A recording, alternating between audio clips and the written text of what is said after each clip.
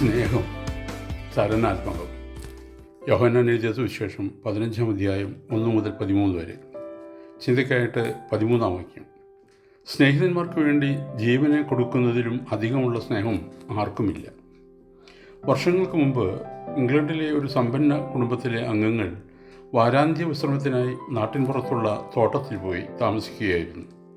ഒരു ദിവസം തോട്ടത്തിലുള്ള കുളത്തിലിറങ്ങി നീന്താൻ കുട്ടികൾ തീരുമാനിച്ചു. മാതാപിതാക്കൾ അത് അത്ര ശ്രദ്ധിച്ചില്ല. കുട്ടികൾ കുളത്തിലിറങ്ങി നീന്തി രസിച്ചു.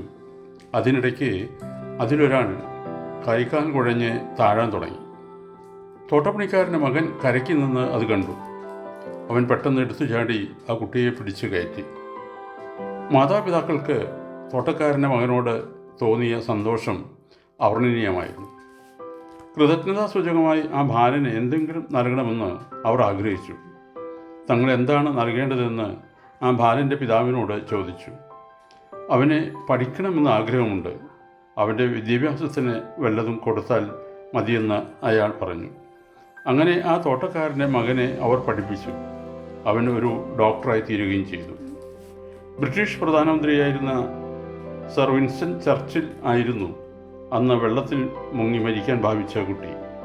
ആ കുട്ടിയെ പിടിച്ചു കയറ്റിയ ബാലനാകട്ടെ പെൻസിലിൻ കണ്ടുപിടിച്ച ഡോക്ടർ അലക്സാണ്ടർ ഫ്ലെമിംഗ്. പിന്നീട് ഒരിക്കൽ കൂടി ഫ്ലെമിംഗ് ചർച്ചിലിനെ മരണവക്രത്തിൽ നിന്ന് രക്ഷിക്കുകയുണ്ടായി. 2-ാം ലോകമഹായുദ്ധകാലത്ത് ടെഹ്റാനിൽ വെച്ച് ചർച്ചിൽ ന്യൂമോണിയ പിടിപെട്ട് കിടപ്പിലായി. രോഗം ഗുരുതരമായപ്പോൾ ഇംഗ്ലണ്ടിലെ രാജാവ് ഫ്ലെമിങ്ങിനെ ടെഹ്റാനിലേക്ക് അയച്ചു. അങ്ങനെ ആ രോഗത്തിൽ നിന്ന് ചർച്ചിലിനെ രക്ഷിച്ചു. സ്നേഹം പൊട്ടിത്തെറിക്കുന്ന ശക്തിയാണെന്ന്, അതായത് ഡൈനാമിക് പവറാണെന്ന് ഒരു ഗ്രന്ഥകാരൻ പറയുന്നു. വെള്ളത്തിൽ മുങ്ങിച്ചാകാൻ പോകുന്ന കുട്ടിയെ പെട്ടെന്ന് എടുത്തു ചാടി പിടിച്ച് കയറ്റുന്നതുപോലെ ചലിക്കുന്ന ശക്തിയാണത്. സ്നേഹം അങ്ങോട്ടും ഇങ്ങോട്ടും ഒഴുകുന്ന ശക്തി കൂടിയാണ്. വിൻസ്റ്റൺ ചർച്ചിലിനെ പിടിച്ചു കയറ്റിയ കരങ്ങൾ കൊണ്ട് തന്നെ ലക്ഷോപലക്ഷം മനുഷ്യരുടെ ജീവൻ രക്ഷിക്കാൻ പര്യാപ്തമായ പെൻസിലിൻ കണ്ടുപിടിക്കാൻ ഫ്ലെമിങ്ങിനെ പ്രാപ്തനാക്കി തീർത്തത് സ്നേഹം തന്നെയാണ്. സ്നേഹം ഒരിടത്ത് തന്നെ കെട്ടിക്കിടക്കുക ഇല്ലെന്ന് സാരം. ദൈവികമായ സ്നേഹത്തിൻ്റെ സ്വഭാവമാണിത്. ലോകത്തിൽ ഇന്ന് ഏറ്റവും അധികം ക്ഷാമമുള്ളതും സ്നേഹത്തിനാണ്. സ്നേഹത്തിൻ്റെ ദാരിദ്ര്യം എല്ലാ രംഗങ്ങളിലും എല്ലാ മുഖങ്ങളിലും ദൃശ്യമാണ്.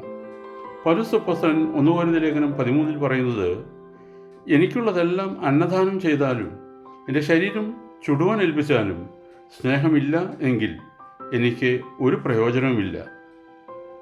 സ്നേഹമില്ലെങ്കിൽ ഒന്നും നേടുവാനും പോകുന്നില്ല. എന്താണ് സ്നേഹം എങ്ങും കണി കാണാനില്ലാത്തത്? ആത്മീയമായ ദാരിദ്ര്യമാണ് അതിന് മുഖ്യ കാരണം.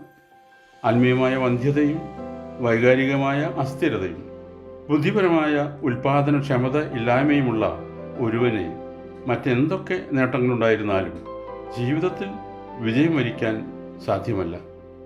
ആത്മീയമായ വന്ധ്യത ബാധിച്ചിരിക്കുന്ന സഭയ്ക്കോ സംഘടനയ്ക്കോ ഉൽപാദനക്ഷമത ഉണ്ടായിരിക്കുകയില്ല. പിന്നെ എങ്ങനെയാണ് സ്നേഹം ഉണ്ടാവുക?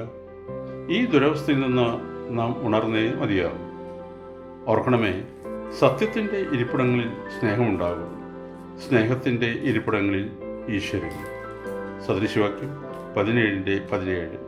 സ്നേഹിതൻ എല്ലാ കാലത്തും സ്നേഹിക്കുന്നു, അനർത്ഥകാലത്ത് അവൻ സഹോദരനായി തീരുന്നു. ദൈവം അനുഗ്രഹിക്കട്ടെ. പ്രാർത്ഥനയോടെ കർത്തൃശുശ്രൂഷയിൽ എളിയ ദാസൻ.